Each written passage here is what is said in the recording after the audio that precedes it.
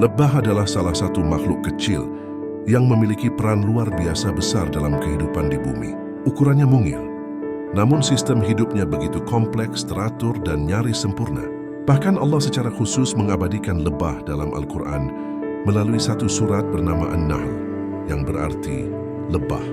Di dunia terdapat lebih dari 20.000 spesies lebah. Ada lebah madu Apis mellifera yang hidup berkoloni, lebah tanpa sengat Trigona, hingga lebah soliter. Tubuh mereka dirancang dengan sempurna. Kepala dengan mata majemuk yang bisa melihat cahaya ultraviolet, antena untuk komunikasi, sayap yang mengepak hingga 200 kali per detik, hingga abdomen tempat madu diproduksi. Setiap bagian tubuh memiliki fungsi yang presisi. Dalam satu sarang lebah madu, bisa terdapat hingga 60.000 lebah dengan pembagian tugas yang sangat jelas. Ratu lebah bertugas bertelur hingga 2.000 telur per hari. Lebah pekerja yang semuanya betina bertugas mencari nektar, merawat larva dan menjaga sarang. Sementara lebah jantan bertugas membuahi ratu. Sistem sosial ini berjalan harmonis tanpa pemimpin yang memberi perintah langsung. Proses pembuatan madu adalah sebuah keajaiban ilmiah. Lebah menghisap nektar bunga, menyimpannya dalam kantung madu. Lalu enzim mengubahnya menjadi gula sederhana. Nektar dipindahkan antar lebah, dikeringkan dengan kepakan sayap hingga menjadi madu murni. Dibutuhkan ribuan lebah dan jutaan bunga hanya untuk menghasilkan 1 kilogram madu.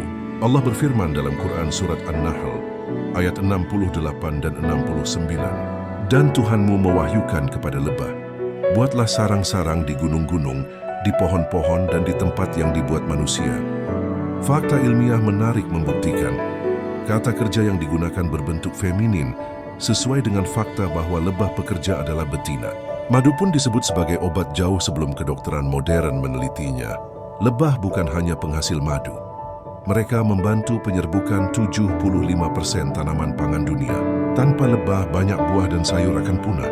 Namun populasi lebah kini menurun drastis akibat pestisida dan perubahan iklim. Sebagaimana kutipan yang dinisbatkan pada Einstein, jika lebah punah, manusia hanya punya waktu sekitar 4 tahun untuk bertahan hidup. Lebah mengajarkan kita untuk bekerja tanpa merusak, mengambil yang baik dan menghasilkan manfaat. Ia adalah bukti kebesaran Sang Pencipta dan penjaga keseimbangan alam.